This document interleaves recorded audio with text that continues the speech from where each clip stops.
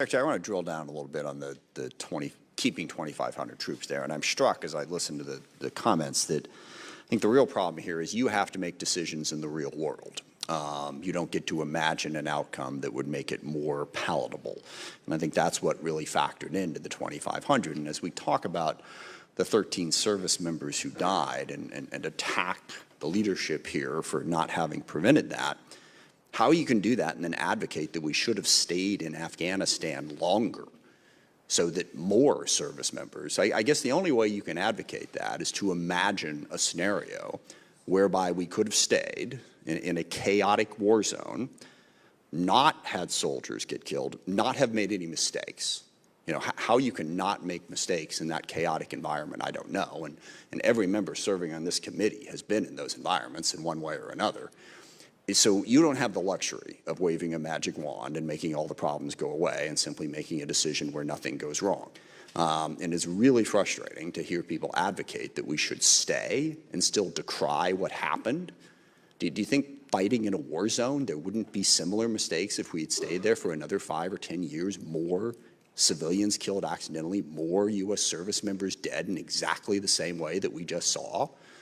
Sorry, that's very frustrating. But could you talk to us a little bit about the 2,500 soldiers, or sorry, service members who could have been left there, and how you approach that decision, and what exactly, well, not what exactly your advice was to the president for what I said earlier, but how you approach that decision and how you attempt to deal with that while advising the president.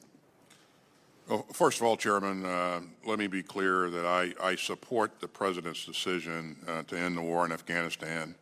I did not support staying in Afghanistan forever.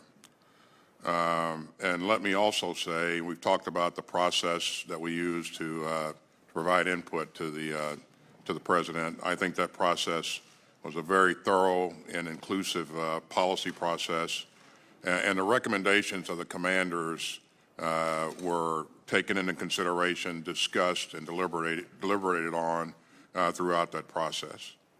As you indicated, I will always keep my recommendations to the President confidential, but I would say that in my view, there was no risk-free status quo option. I think that the Taliban had been clear that if we stayed there longer, they were going to recommence attacks on our forces. I think while it's conceivable that you could stay there, my view is that you would have had to deploy more forces in order to protect ourselves and accomplish any missions that we would have been assigned. It's also my view, Mr. Chairman, that the best way to end this war was through a negotiated settlement, and sadly, that did not happen. Thank you. And let me just also say that I know there are members of this committee who think we should have stayed, who are honest about that advocation. I think of Congressman Waltz, who has been very honest about the fact, both under President Trump and under President Biden, that we should have stayed. He's very honest about the fact that there were costs and risks and lives would have been lost. That's the type of discussion that we need to have. But to jump down the president's throat because he actually had to make the decision in an impossible situation, I think does a grave disservice to this committee's ability to do effective and honest, nonpartisan oversight. Costs were going to be borne here. There was no easy option. And I do hope that people will remember that as we go through the questions and answers that will proceed. With that, I yield to the ranking member.